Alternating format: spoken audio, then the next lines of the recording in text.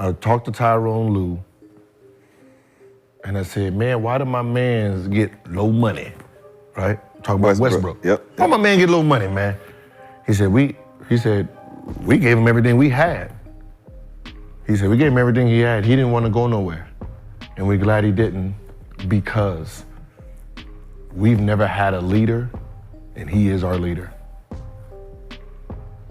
Think about the perception of Westbrook.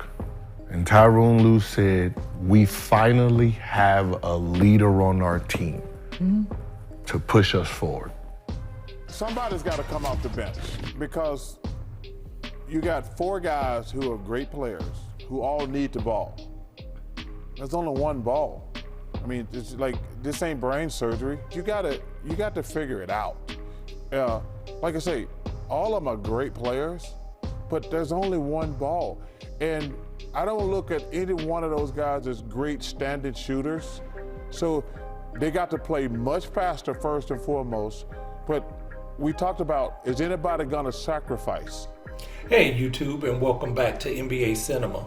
Well, it looks like Charles Barkley was right on the money with that, with needing to go to the bench, someone needing to go to the bench. And now it seems like Russell Westbrook has stepped up and went to Coach Tyrone Lue and asked, could he come off the bench so that the first unit could have a bit more continuity. Now, according to reports, however, it wasn't Russ' decision to make. This is more of a PR move, is what they're saying, because not Tyrone Lue so much, because he's openly supported Russ, but others in the organization, when we're talking about upper management and ownership, they were looking to pair James Harden with Paul George and Kawhi Leonard to give the team more spacing offensively, while having a better shooter and what they feel is a better playmaker with James Harden. Take a brief listen to Tyrone Lue talking about having to juggle the lineup with those players. I think being able to do some things live, I think being able to clean some things up that you're struggling with offensively and defensively, I think it's good, especially like you said, acquiring James and PJ, who have come from different systems. It's going to be the tough part, just like you said, juggling guys' minutes and who should finish the games and who's playing well.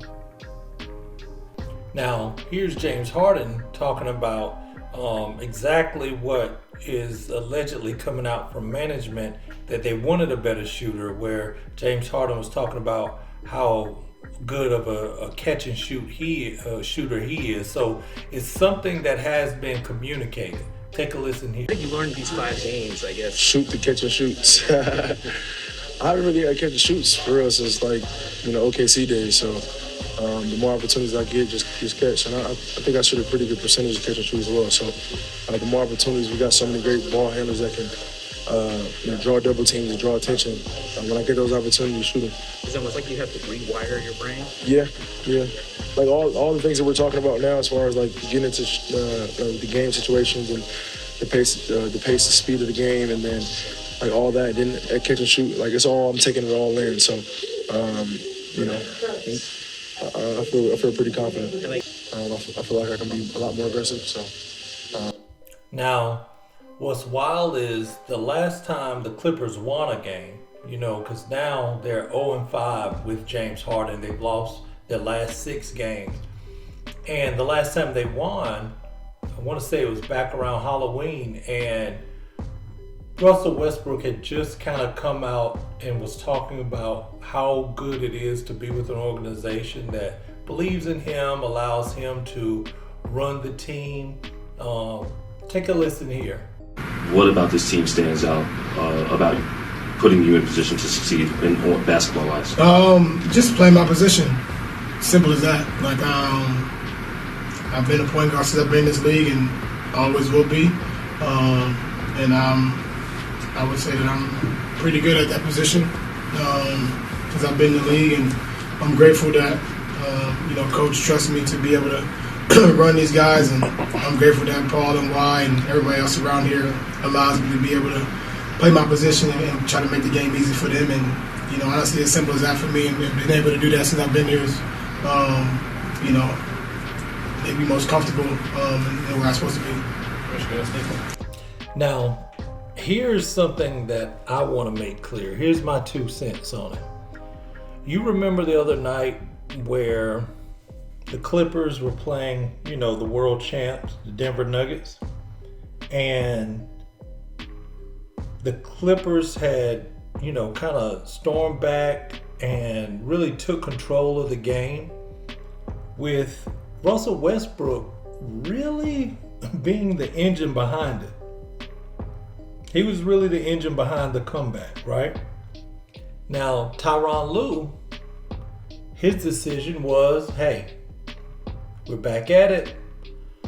Let's go ahead and put James Harden in the game. And if you watch the game, you saw the energy leave for the Clippers on both ends. The defensive end, obvious, because James has never been accused of guarding anybody. But then also on the offensive end, with Russ' ability to push the pace. And that's what everybody keeps saying. Hey, they got to speed up the pace. You heard Charles Barkley say the Clippers have to play at a quicker pace. Well, they end up, losing the game. Denver took control of the game. And this was the most telling thing to me. In the post-game interview, James Harden says, listen, everybody, please be patient with me,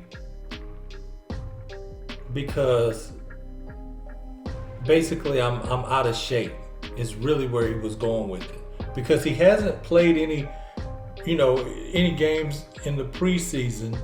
He didn't have much of a training camp. So, I get it. This wasn't a typical summer. He was mad at Daryl Morey and doing whatever he was doing with that out in Philly. But now he's not in game shape. He definitely didn't have a training camp with the team. And so my only question is, Tyronn Lue, hey, X's and O's, I hear that, Tyronn Lue, he's a good coach, whatever. But what actually needs to be addressed is why someone that's not in shape finishing games, especially when you had someone in there playing much better and the team found, looked like they had found their groove. You replaced them. That would have been very good. Because they had already beat Denver 2 nights before. So you get 2 games up, in the Western Conference. You need those wins. Every win matters out west. It does anyway, but out west, it definitely matters. But I don't know. I'll be monitoring it. It looks like James Harden's going to start versus the Houston Rockets tonight. We'll see how that goes. Let me know what you guys think in the comments. Be sure to like and subscribe. I'm going to holler at you next time.